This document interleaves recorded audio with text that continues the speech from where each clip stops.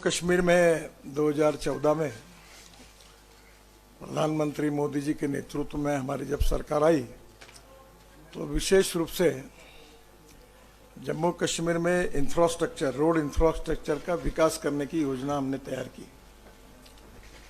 उसके अनुरूप तब से लेकर हम लोग करीब 1,25,000 करोड़ के प्रोजेक्ट जम्मू कश्मीर में कर रहे हैं और 2014 से 2023 तक करीब 500 किलोमीटर के सड़क का निर्माण इसमें पूरा करेंगे।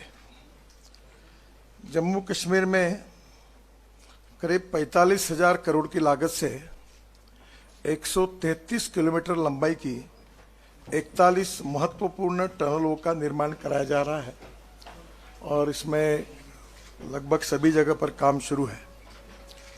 ये 1,25,000 के व्यतिरिक्त जम्मू कश्मीर में 5,000 करोड़ की लागत से हम 18 रोपवे बना रहे हैं। सीआरएफ के तहत 14 से लेकर हमने 4,500 करोड़ के काम स्वीकृत किए हैं, जिसमें से 2,264 करोड़ के काम पूरे हो गए हैं।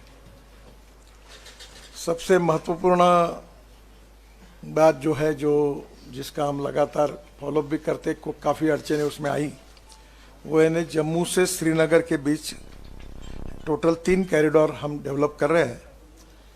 जम्मू और श्रीनगर के बीच यात्रा सुलभ बनाने के लिए ये 35,000 करोड़ रुपए हम इसमें खर्चा कर रहे हैं। जो कॉरिडोर 1 है, जम्मू से उधमपुर श्रीनगर मार्ग, ये NHAI बना रही है। जम्मू से उधमपुर, रामबन, बनिहाल से श्रीनगर तक 16,000 करोड़ की लागत से 245 किलोमीटर 4 लेन मार्ग बनाया जा रहा है। इसमें से 210 किलोमीटर 4 लेन मार्ग पूरा हो गया है और इस पूरे मार्ग में करीब 21.5 किलोमीटर की 10 टनल का निर्माण हो गया है। इसमें जम्मू से श्रीनगर तक पहले 320 किलोमीटर का मार्ग था, अब नया DPR बनाकर इसे हम 70 किलोमीटर हमने कम किया है, क्योंकि टनल करने के कारण ये एक मार्ग में काफ़ी, इससे डिस्टेंस जो है वो 20% कम हुआ है। इस मार्ग के निर्माण से श्रीनगर से जम्मू आने जाने में करीब 9 से 10 घंटे लगते थे। अभी ये समय मैंने ऐसा सुना है कि 4.5-5 घंटे पे आया है और इसमें 2-3 घंटे की कमी होगी। अभी 5 टनल और पूरी होने की है, जिसमें से 4 टनल जो है ये अगले साल अगस्त तक पूरी हो जाएगी और 1 टनल जो है, जो टाटा प्रोजेक्ट को आखिरी अभी काम शुरू हुआ, उसका नाम क्या है, डिगोट करके, वो थोड़ा सा लेट होगी, तो वो आखिरी टनल है। तो 5 टनल होने के बाद इसमें और 2-2.5 घंटे की कमी आ सकती है। ये जो इसमें प्रॉब्लम जो आए है, इसका जो स्टार्टा है ये बड़ा फ्राजिल है और काम करने में भी बहुत अड़चने आई है। DPR में भी काफ़ी डिज़ाइनिंग बदलने पड़ी और वो करते करते आखिरी में काफ़ी चेंजेस भी करने पड़ेंगे। 2 कॉन्ट्रैक्टर भी इसमें, गैमन इंडिया और SCC थे, और उनको एक जगह रिप्लेस करना पड़ा। काफ़ी अड़चने आई, कुछ फॉरेस्ट एनवायरनमेंट क्लियरेंस की बातें रहती थी, वो जियोलॉजिकल प्रॉब्लम जो है इसमें आए, इसके कारण इसमें थोड़ी देरी हुई है, पर अभी मुझे लगता है कि ये काम पूरा हो जाएगा। रामबन बनियाल खंड के 40 किलोमीटर का जो काम बाकी है एग्जिस्टिंग रोड का, इसका चौड़ीकरण करना था। इसमें भी बर्फ़ गिरना, बार बार पहाड़ से गिरना, ये प्रॉब्लम है, समस्या हल नहीं हो रही थी। इसके कारण इसका डिज़ाइन 2020 में बदला गया और उसके समाधान के लिए 7 किलोमीटर, ये पूरा हमने नया डिज़ाइन किया और 7 किलोमीटर के 3 टनल तथा 6 किलोमीटर के 4 वाइडक्ट बना रहे हैं। वो डिज़ाइन DPR जो था वो उसमें सूट नहीं हुआ और उसका काम अब कर रहे हैं। 40 किलोमीटर जो मार्ग बाकी था, उसमें से 10 किलोमीटर का कार्य हो गया है। मरोग डिगडोल टनल को छोड़कर बाकी काम अगस्त 2024 तक पूरा हो जाएगा। जो दूसरा कॉरिडोर है, जम्मू चेनानी डोंडा किश्तवाड़ अनंतनाग मार्ग, ये NHAI DCL बना रही है। जम्मू जिले के खिलानी से अनंतनाग तक 13,000 करोड़ की लागत से 225 किलोमीटर 2 लेन पेव शेड्यूल के मार्ग का हम निर्माण कर रहे हैं। पहले ये मार्ग 246 किलोमीटर था। अब इसमें से हमने जो नया मार्ग का डीपीआर बना है वो 21 किलोमीटर कम किया गया है, जिससे 10% रिडक्शन होगा। जो डिस्टेंस था 10% कम हो जाएगा।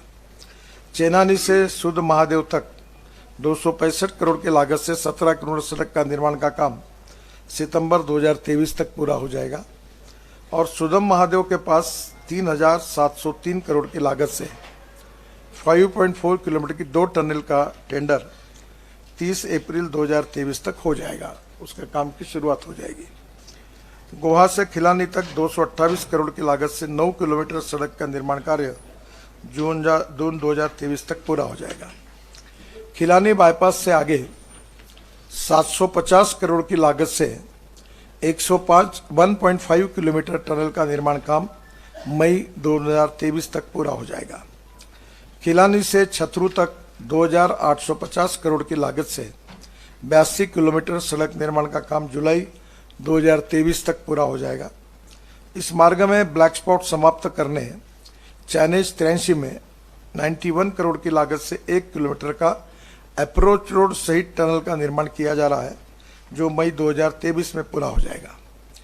छतरू से सिंहपुरा होकर वागलू तक करीब 5,000 करोड़ की लागत से 16 किलोमीटर की सड़क और 10 किलोमीटर की टनल का टेंडर 30 अप्रैल 2023 तक हो जाएगा। वायलू से दोनीपोवा तक 285 करोड़ की लागत से 28 किलोमीटर सड़क का निर्माण अप्रैल 2023 तक पूरा हो जाएगा। दोनीपोवा से अलस्टोप तक 260 करोड़ की लागत से 8.5 किलोमीटर सड़क का निर्माण मई 2023 तक हो जाएगा। और अनंतनाग में बाईपास के जरिए जम्मू से श्रीनगर मार्ग को जोड़ा जाएगा। जो तीसरा कॉरिडोर है वो भी महत्वपूर्ण है। जम्मू अखनूर रजौरी पुंछ उरी मार्ग बीआरओ का काम हो रहा है। जम्मू से अखनूर होकर पुंछ तक 6,000 करोड़ की लागत से 199 किलोमीटर के मार्ग का निर्माण हो रहा है। जम्मू से खाती चौक तक 25 किलोमीटर सड़क निर्माण का काम जून 2023 तक पूरा हो जाएगा और बाकी 5 किलोमीटर का काम अब अवार्ड हो गया है। अखनूर से चौरा तक 16.45 किलोमीटर का भी टेंडर हो गया है और यह काम जून 2023 तक अवार्ड हो जाएगा। चौकी से सुंबल तक 9.3 किलोमीटर का काम अगस्त 2024 तक हो जाएगा और भल्ला से बलसामा तक 18.5 किलोमीटर का काम सितंबर 2024 तक हो जाएगा। सियोट से ददेसर तक 15.8 किलोमीटर का काम अक्टूबर 2024 तक हो जाएगा और राजल से कल्लार तक 26.8 किलोमीटर का काम नवंबर 2024 में हो जाएगा। सरानू राजौरी डेरी तक करीब 30 किलोमीटर का काम दिसंबर 2024 में हो जाएगा और कलाली से भटादुरीन तक का काम जनवरी 2024 में हो जाएगा। कल्लार सुरकोट पुंछ तक 35.4 किलोमीटर का काम दिसंबर 2023 तक हो जाएगा।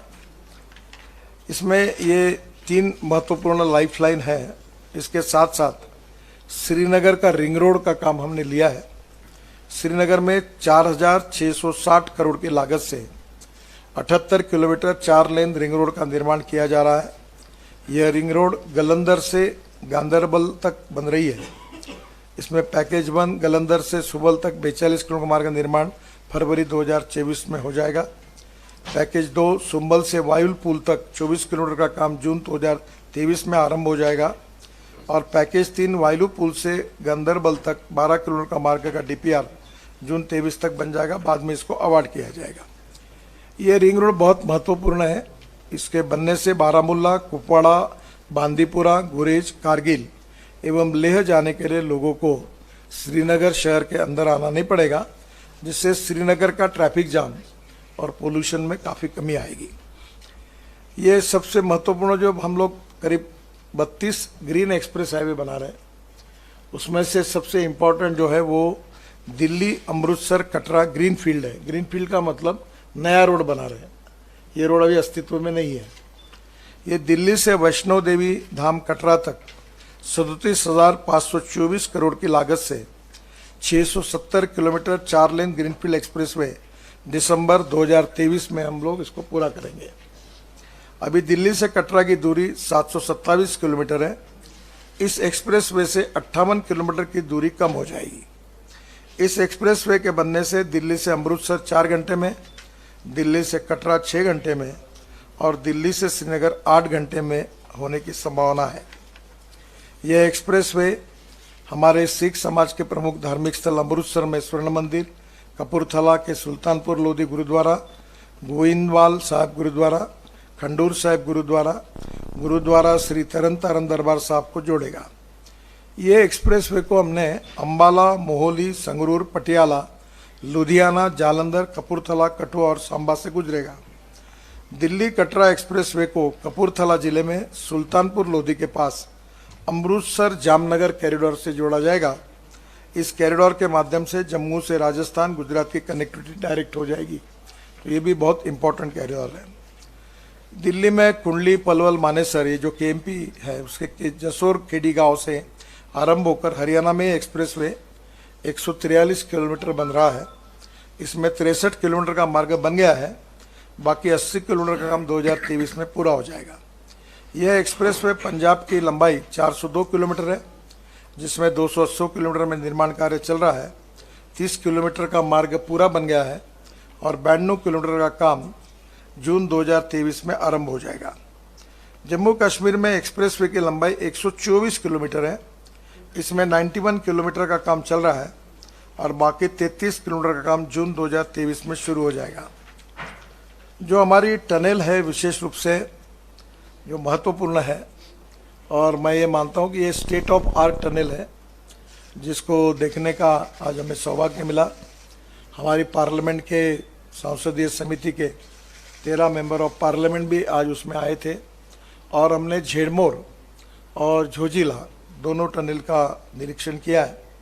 ये जम्मू कश्मीर में 14 से 2023 तक हम 14 टनल निर्माण कर रहे हैं, जिसमें जम्मू कश्मीर में 35,000 करोड़ की लागत से 27 टनल का निर्माण हो रहा है। झोजिला टनल में एक बहुत बड़ी बात है कि इसका करीब 3 बार टेंडर हुआ।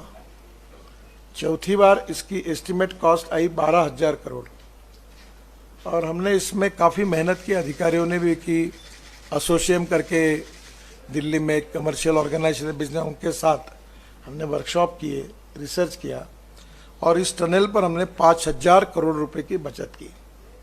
ये टनल 13.14 किलोमीटर है, आशिया की सबसे लॉन्गेस्ट टनल है और -26 डिग्री पर वहाँ काम कर रहे लोग। बीच में जो बर्फबारी हुई उसमें 2 लोगों की मृत्यु भी हो गई, पूरी मशीनें उद्ध्वस्त हो गई। उसके बाद भी प्रतिकूल परिस्थिति में काम चल रहा है। 38% काम पूरा हुआ है। हम अंदर से टनल को भी देख के आए और जल्दी ये टनल जो है ये पूरी करने की हमारी कोशिश है। सोनबर्ग बालटाल खंड में नीलगरा टनल एक दूसरी इसके साथ जुड़ी हुई है। ऐसे इसी प्रकार से ये दोनों काम जो है आज माननीय एलजी साहब ने मुझे कहा है कि अक्टूबर में रोड और ये टनल, ये जेड़मोर, ये पार्ट में कुछ हम ओपन कर देंगे, क्योंकि अक्टूबर में विंटर के कारण फिर से बर्फबारी होगी। तो सोनबर्ग का मार्ग जो बंद होता है वो अक्टूबर में हमने ये शुरू कर दिया, तो निश्चित रूप से वो मार्ग बंद नहीं होगा। तो हमने ये तय किया है कि इस बार अक्टूबर में पार्टली इस काम की हम ओपनिंग कर देंगे और शुरुआत कर देंगे। झेड़मोर टनल भी है करीब 3,000 करोड़ की, 6.5 किलोमीटर, जैसे मैंने कहा कि अक्टूबर में इसका लॉन्च करेंगे। फिर सिंहपुरा वायलू में इसका टेंडर फरवरी 2023 में हो जाएगा। फिर इसका पीरियड काफ़ी है, 3 साल लगेंगे इसको पूरा होने में। सूद महादेव के पास सुरंग मार्ग का निर्माण 5.4 किलोमीटर, ये करीब 3600 करोड़ का है। ये भी दिसंबर 2027 तक पूरा होगा। चेनानी नाशरी के बराबर में टनल का निर्माण 10 किलोमीटर 2000 करोड़ का, ये अक्टूबर 2023 में इसका डीपीआर बन जाएगा। साधना पास सुरंग मार्ग का निर्माण 6.5 किलोमीटर 1300 करोड़, ये जून 2023 में इसका डीपीआर हो जाएगा। मारोक से डिंगडोल के बीच 4 लेन टनल का निर्माण, ये करीब 1100 करोड़ का है। अगस्त 2025 इसका टाइम है, पर इसका महत्व देखते हुए इसको जितना कम कर हो सकता है जल्दी इसकी कोशिश हम कर रहे हैं। डिगडोल से खुनी नाला तक 4 लेन टनल का निर्माण, ये भी करीब 751 करोड़ का है, दिसंबर 2023 में बन जाएगा। खिलानी बाईपास में टनल 1.5 किलोमीटर 750 करोड़, दिसंबर 2023 में पूरा हो जाएगा। अखनूर पुंछ मार्ग पर सुंबल टनल का निर्माण 2.7 किलोमीटर 600 करोड़, अगस्त 2024 में हो जाएगा। अखनूर पुंछ मार्ग पर भीम बरगली टनल का निर्माण 1.1 किलोमीटर 231 करोड़, अप्रैल 2024 में बन जाएगा। उधमपुर मार्ग पर कैफेटेरिया मोड़ में 4 लेन टनल 210 करोड़, मार्च 2024 में बन जाएगा। उधमपुर रामबन मार्ग में पीरा फूकर में 2 टनल 187 करोड़, अप्रैल 2023 में बन जाएगा। रामबन बनियाल मार्ग पर पथियाल में 4 लेन टनल, ये 176 करोड़ की है, दिसंबर 2023 तक बन जाएगी। अखनूर पुंछ मार्ग पर नौशरा टनल का निर्माण 153 करोड़, नवंबर 2023 में बन जाएगी। रामबन बनिहाल मार्ग पर मारोग में 2 लेन टनल 70 करोड़ की है, 395 मीटर, जून 2023 में हो जाएगी। चमलवास में 2 लेन टनल, ये 61 करोड़ की है, दिसंबर 2023 तक हो जाएगी। खिलानी किश्तवाड़ 83 किलोमीटर का टनल है, ये 99 करोड़ की है, ये मीटर की है, 495 मीटर, नवंबर 2023 में बन जाएगी।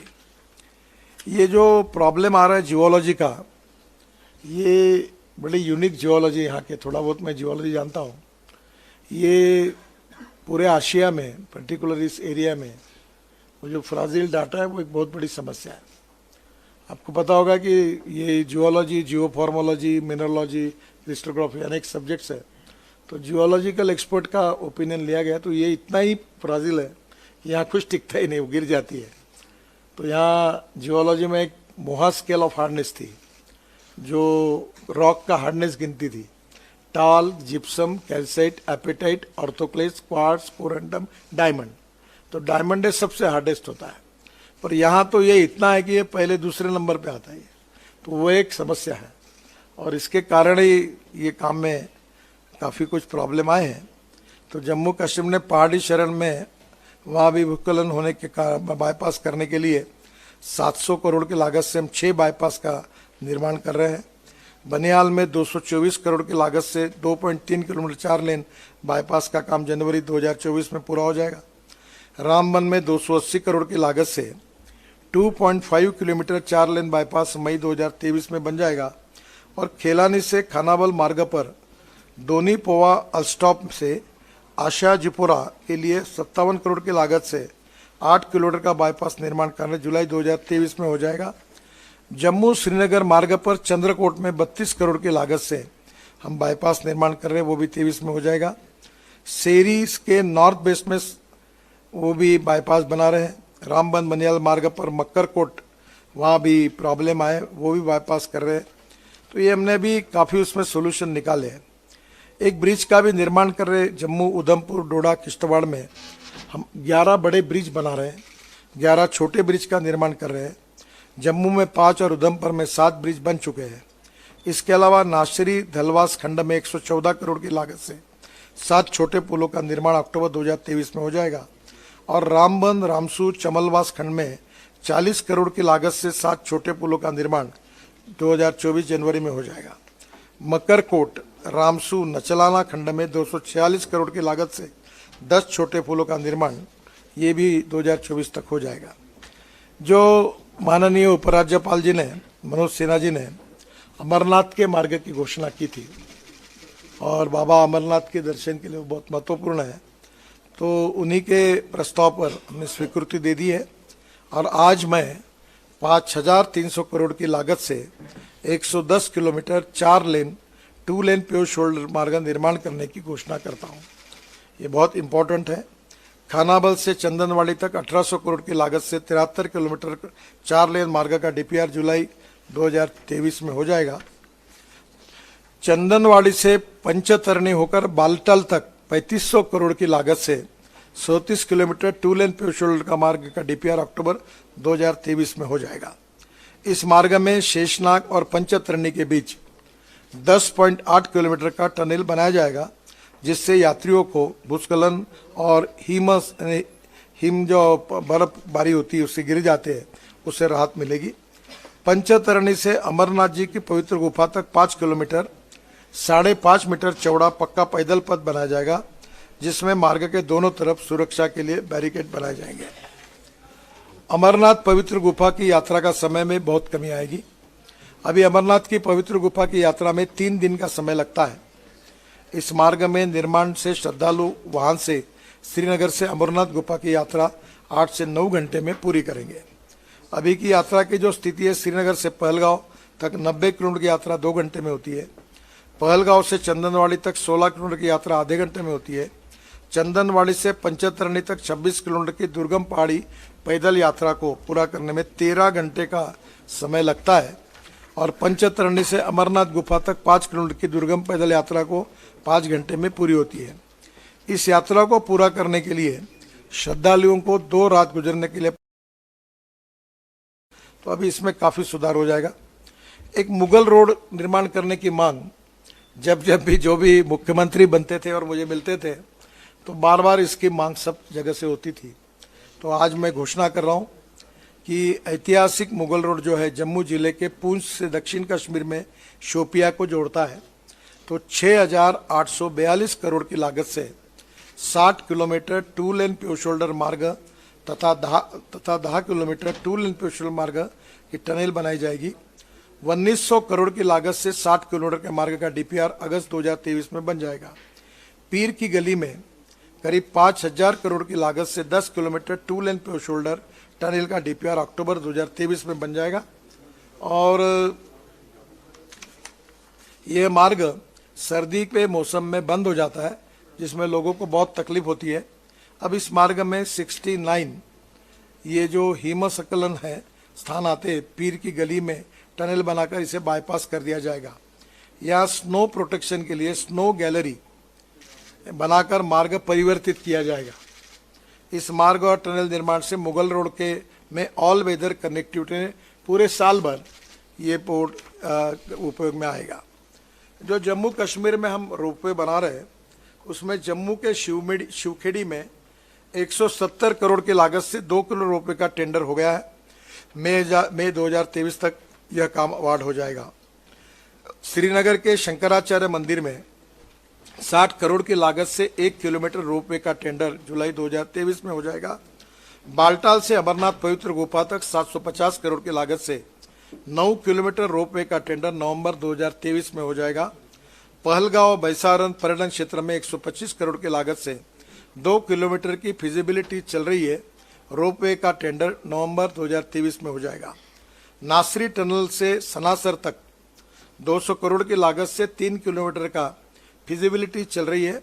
रोपवे का टेंडर नवंबर 2023 में हो जाएगा। भद्रवा में सोजर पर्यटन क्षेत्र में 375 करोड़ की लागत से 7 किलोमीटर रोपवे का निर्माण कार्य, इसका टेंडर हो गया है। ये 2023 तक पूरा हो जाएगा।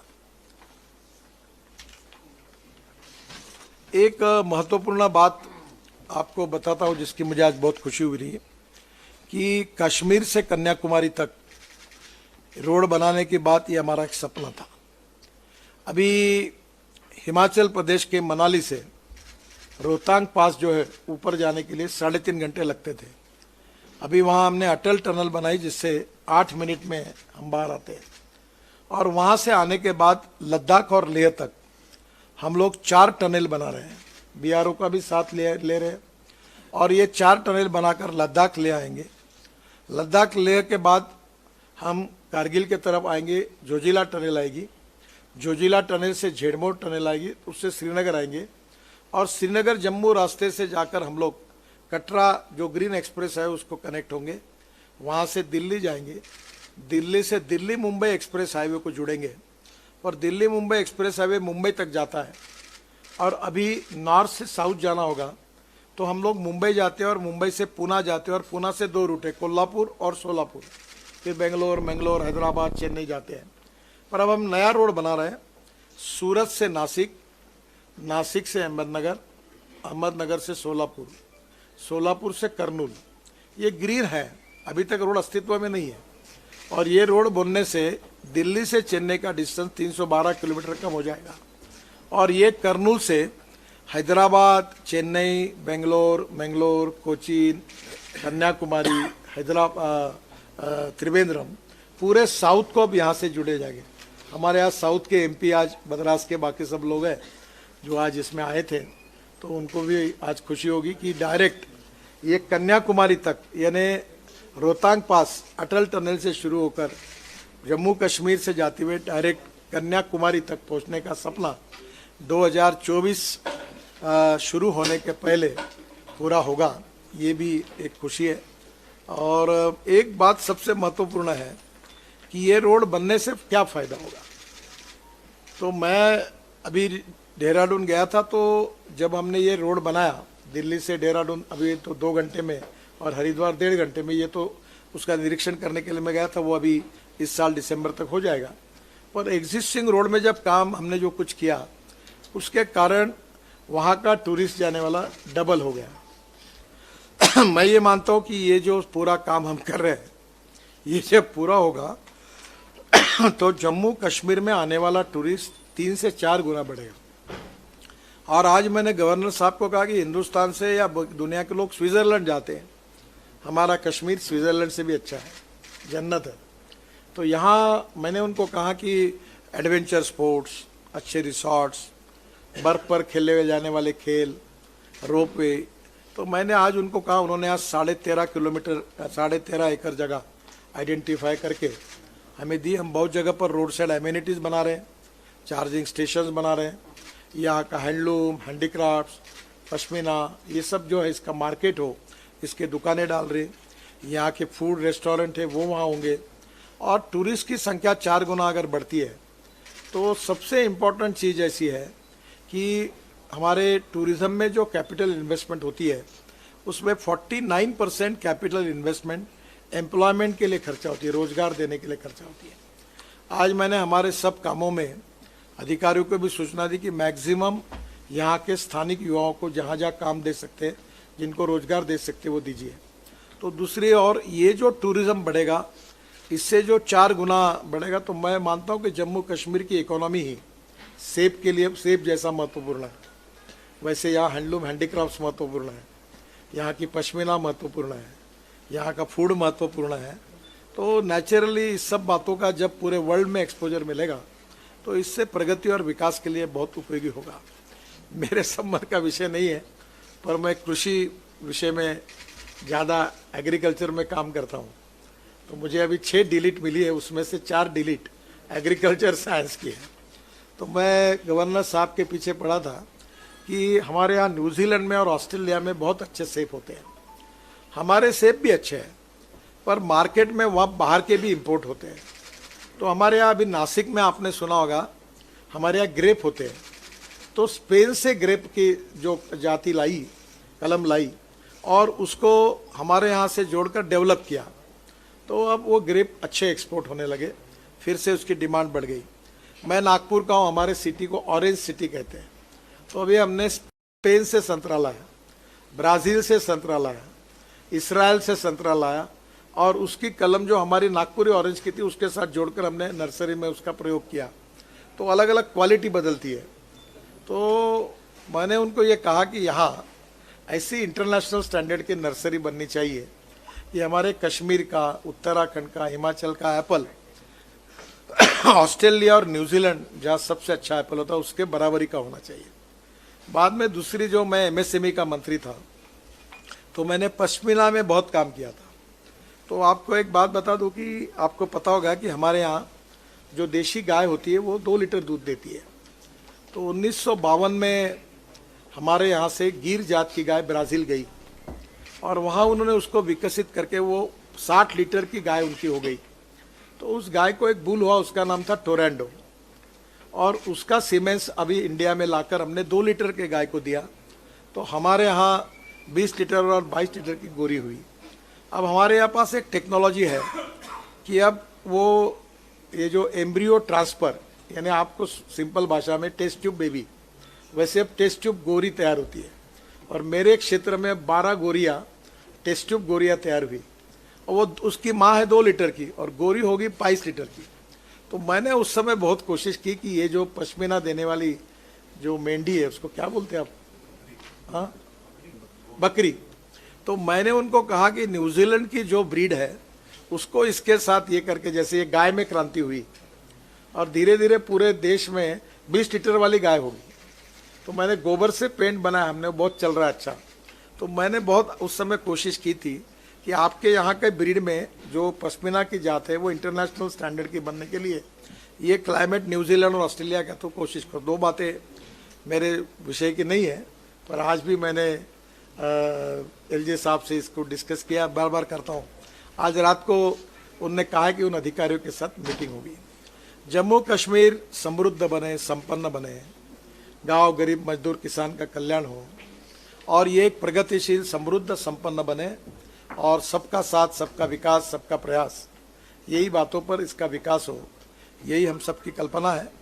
और मोदी जी के नेतृत्व में इसको और अच्छी तरह डेवलप करने की कोशिश भी हम करें। नई इंडस्ट्री आ रही है, रिसोर्ट्स आ रहे हैं, यहाँ स्थानिक लोगों को काफ़ी इसमें रोजगार मिलेंगे और ये प्रदेश को अच्छा होगा। हम रोड इंफ्रास्ट्रक्चर में आने वाले करीब 3-4 साल में जम्मू कश्मीर के रोड नेटवर्क को अमेरिका के बराबर बनाएंगे, इतना अच्छा रोड नेटवर्क कराएंगे। इस मिशन को लेकर हम काम कर रहे हैं। जम्मू कश्मीर के सरकार का हमको बहुत सहयोग मिला, यहाँ के जनता का भी सहयोग मिला। फॉरेस्ट, एनवायरनमेंट, बाकी जियोलॉजिकल प्रॉब्लम आती है, पर एक अच्छी तरह से हुआ। और आज हमारे मेंबर ऑफ पार्लियामेंट की कमेटी आकर उन्होंने भी दोनों टनल का निरीक्षण किया, तो मैं आप सबके प्रति बहुत बहुत धन्यवाद देता हूँ। आपको इसी विषय से संबंध में अगर मुझे पूछना है तो पूछिए। बहुत बहुत धन्यवाद। बताइए।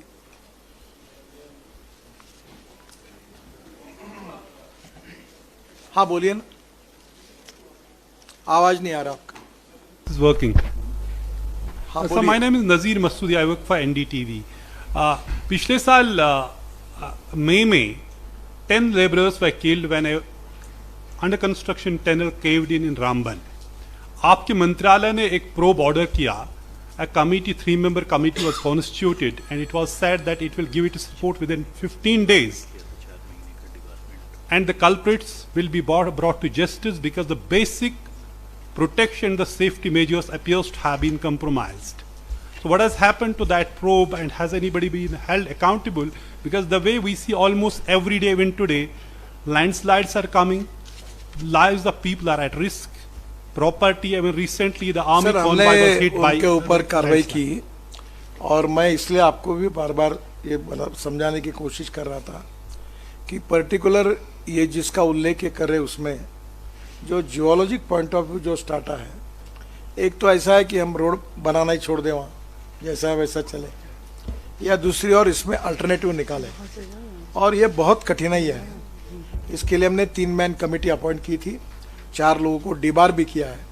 पर प्रश्न ये है कि ये इतनी विचित्र स्थिति है वहाँ, और ये हमारे यहाँ जैसे दक्कन में ब्लैक रॉक होता है तो वहाँ प्रॉब्लम नहीं होता, ये रॉक है ही नहीं है, यहाँ भी खोदो वहाँ गिर जाता है। तो इसके कारण प्रॉब्लम आए थे। जैसे ये वायोलेशन हुआ, इसके ऊपर हमने 4 लोगों को डिबार किया और कार्रवाई की।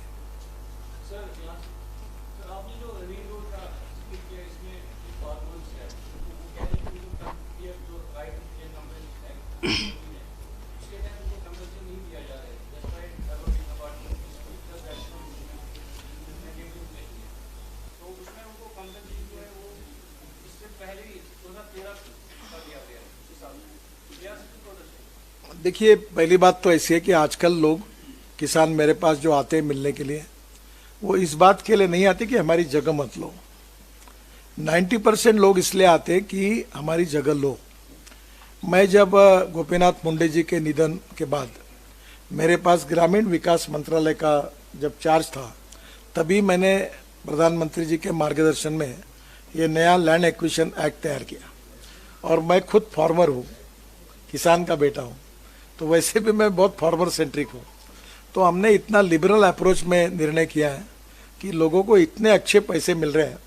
मैं आपको एक प्रार्थना करूँगा कि बाजार भाव क्या है और हम क्या भाव से दे रहे, आप ही एक बार अध्ययन कर लो।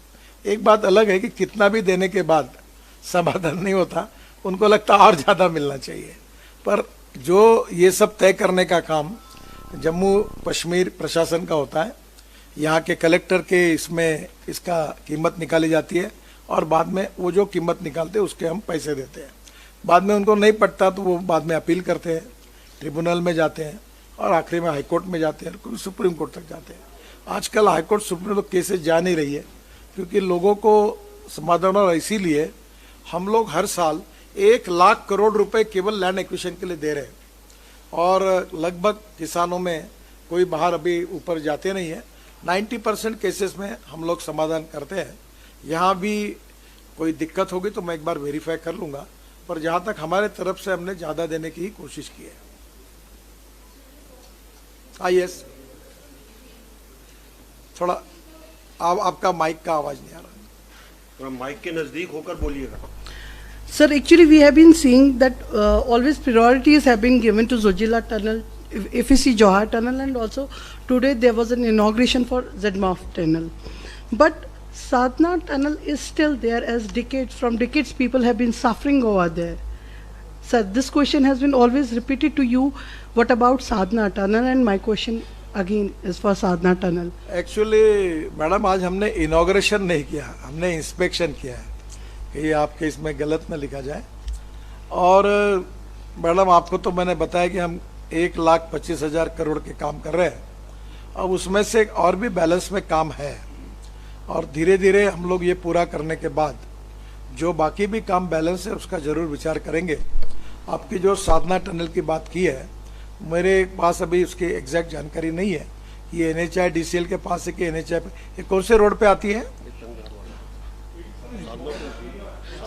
Sir, as people are still suffering, border, Kupwara, Tangdar, Kupwara. Sir, Tangdar, Kupwara sector. Madam मुझे बताया जा रहा है कि that is the road is not with us, that is with the BRO. Still, I will confirm it, what exactly the problem is, and then I will try to find out way out for that.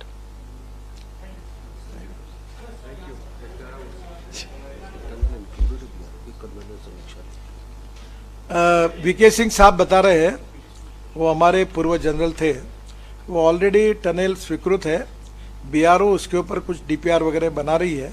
मैं फिर से एक बार उसको verify करके जो उसको push करना है तो कोशिश करूँगा। Thank you, sir. यहाँ से आपके साथ फॉर्मर आर्मी के चीफ है, जितने भी आपने टनल्स की बात की है, क्योंकि इसमें कुछ हाई ऑल्टीट्यूड्स भी आते हैं, जाहिर सी बात है सिक्योरिटीज के कुछ इश्यूज भी होते हैं, तो उनको किस तरह आप लोगों ने मद्देनजर रखा है? अगर कुछ इश्यूज है तो सॉर्ट आउट कैसे किया जाएगा, क्योंकि चैलेंजेस में वो चीज़ें एक्सपेक्ट होती हैं। वैसे इसकी चर्चा करने की तो कोई आवश्यकता नहीं है, पर हम जब करते हैं तो इंटीग्रेटेड अप्रोच में इन्वायरमेंट, फॉरेस्ट, सिक्योरिटी सब बातों का विचार करके काम कर रहे हैं।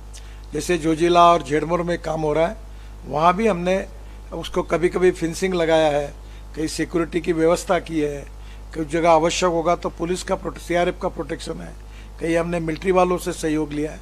पर एक बात आपको बताऊं, अभी फिलहाल काम करते समय हमें किसी प्रकार की अड़चने नहीं आ रही है। हमारा क्लाइमेट बहुत अच्छा है और लोगों का सहयोग है।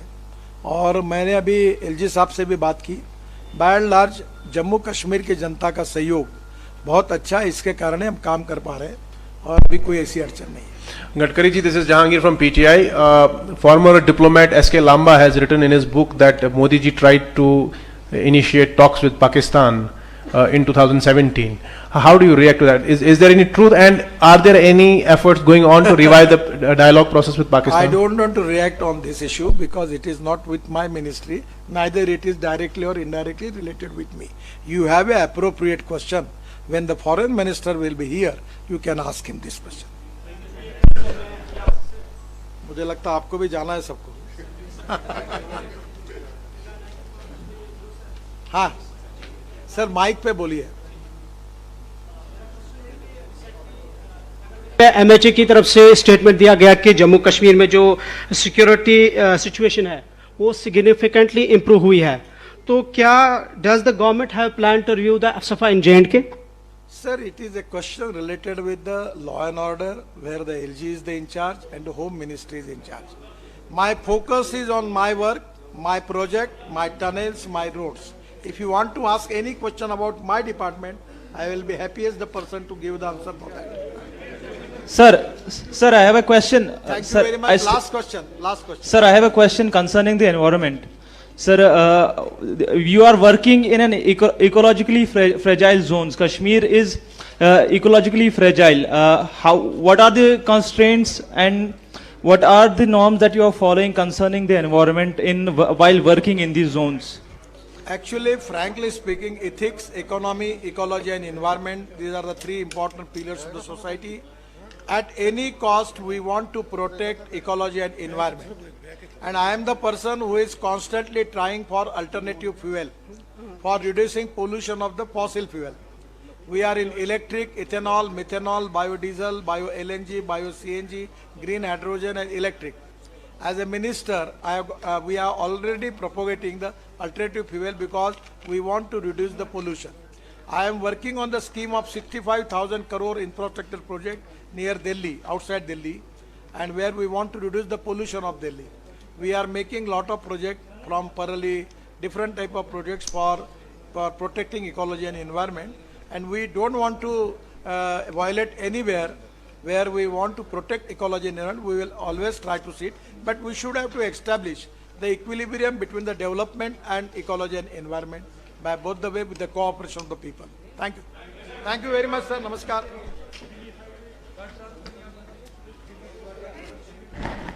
बहुत बहुत